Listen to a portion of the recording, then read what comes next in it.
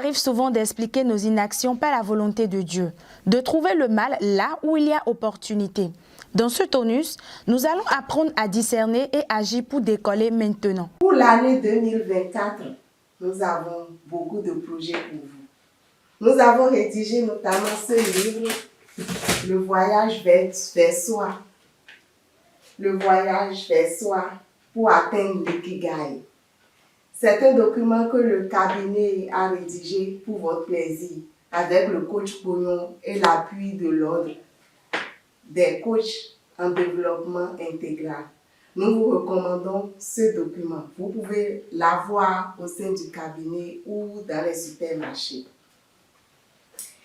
Coach Pognon, bonjour. Bonjour. Quel rôle joue la volonté de Dieu dans les problèmes des gens? Je dirais aucun rôle, aucun rôle. Aucun rôle. Dieu n'a jamais voulu que quelqu'un tombe malade. Dieu n'a jamais voulu que quelqu'un ait des problèmes. Dieu n'a jamais voulu que quelqu'un n'ait pas d'enfant. Dieu n'a jamais voulu que quelqu'un perde son enfant. Dieu n'a jamais voulu ces choses-là. Sa volonté n'a rien à voir avec... Vous voyez, c'est quand même bizarre. Vous circulez en Afrique, quelqu'un est au chômage depuis 20 ans, il dit que c'est la volonté de Dieu. Comment la volonté de Dieu peut être que lui soit au chômage pendant 20 ans?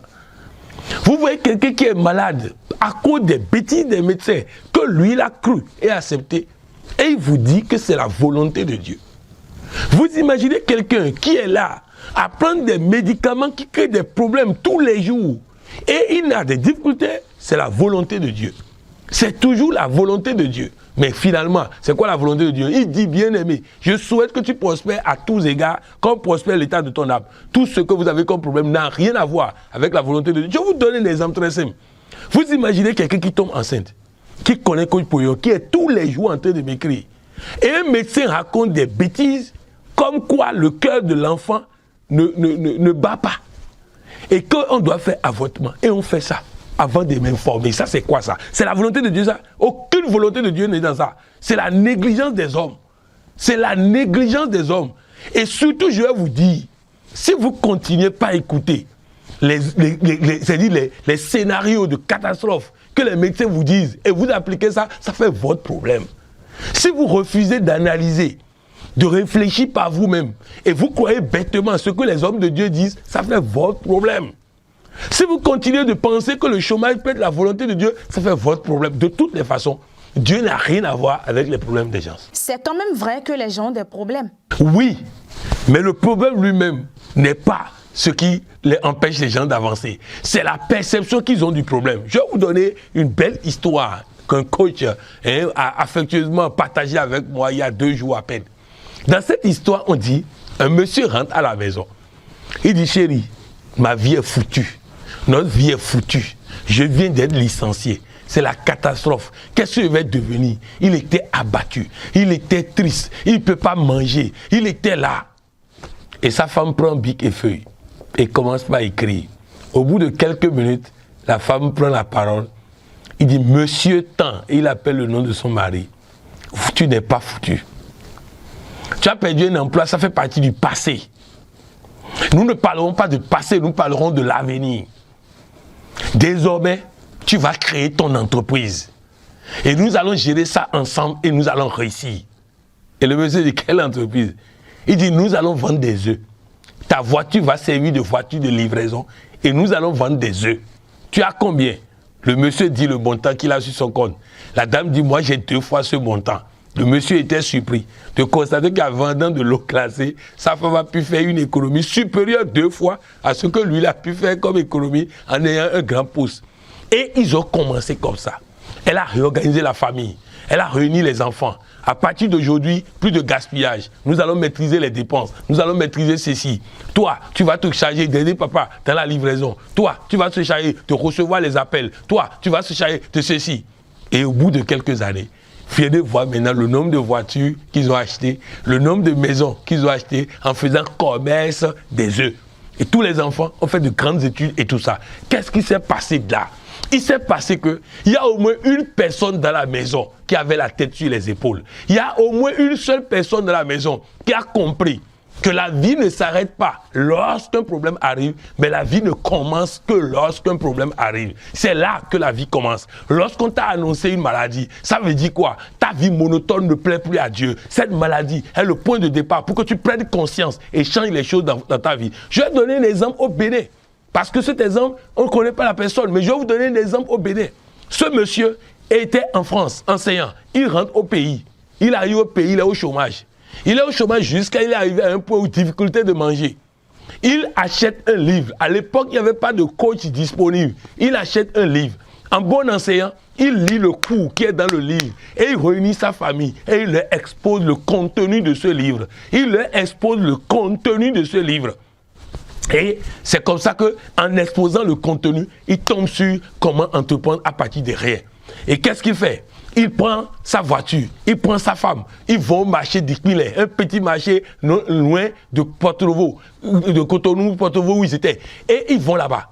Arrivés là-bas, ils achètent oignons, tomates, piments, des trucs comme ça, moins cher. Ils viennent maintenant, ils passent de maison en maison. Lui au volant de sa voiture, sa femme en train de descendre pour aller vendre. Et c'est comme ça qu'ils ont vendu tomates, ils ont vendu oignons, ils ont vendu piments. Et ils ont économisé. Et ils ont continué comme ça. À un moment donné, une personne qui est leur voisin, qui achète tomates et autres chez eux, voit qu'ils ont des aptitudes commerciales. Il les appelle donc et leur dit, voilà, par rapport à vos aptitudes commerciales, moi, je vous propose de vous remettre les bijoux GL. Vous savez, à l'époque, c'était les bons business.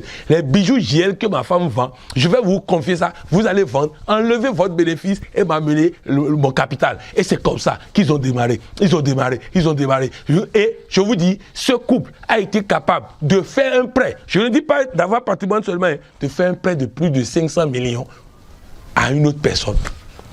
Vous imaginez combien ils ont pour pouvoir faire un prêt de plus de 500 millions à quelqu'un. C'est plus de 800 millions même qu'ils ont fait à quelqu'un. Voilà comment ils sont partis de rien pour arriver là-bas. Est-ce que Dieu est vraiment la cause de ton problème? Dis-moi toi-même. Si ceux-là ont pu démarrer quelque part, commencer quelque part, agir quelque part pour arriver là où ils sont, dis-moi, est-ce que Dieu peut être la cause de ton problème?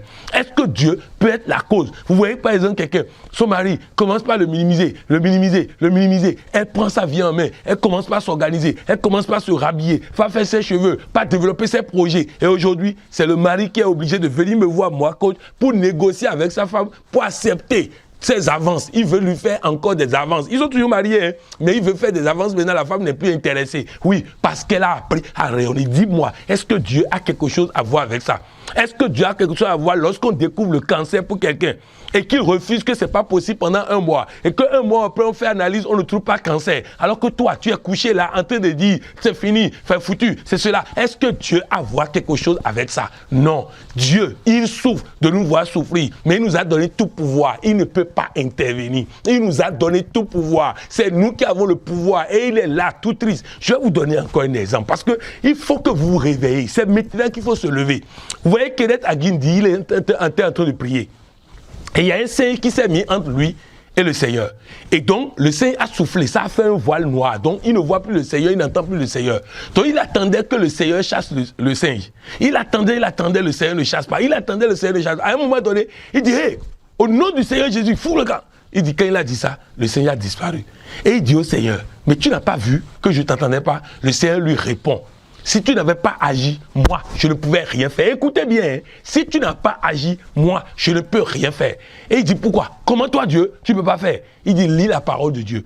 Et dis-moi, où est-ce que j'ai écrit que vous allez me prier pour faire? Non, j'ai dit, vous allez faire, vous allez faire. En mon nom, vous chasserez les démons. En mon nom, vous allez. En mon nom, vous allez. En mon nom, vous allez. C'est-à-dire, en mon nom, vous allez faire. Donc, c'est à vous de faire. Si tu ne veux pas chasser, moi, vous ne pouvez pas chasser parce que c'est toi qui peux le faire en mon nom. Bref, je le dis, c'est valable pour chrétiens, c'est valable pour musulmans, c'est valable pour ceci. C'est dans la Bible, c'est dans le Coran, c'est partout. Vous devez agir, vous devez agir, vous. Maintenant, tout de suite, tu dois te lever pour dire, qu'est-ce que je fais? Je commence par où? Le plus important est de commencer. 3 pas dans la bonne direction et la nature se charge du reste. Pour l'année 2024, en vue de vous aider à atteindre votre ikigai, votre bien-être dans le japonais, nous avons rédigé ce document aussi.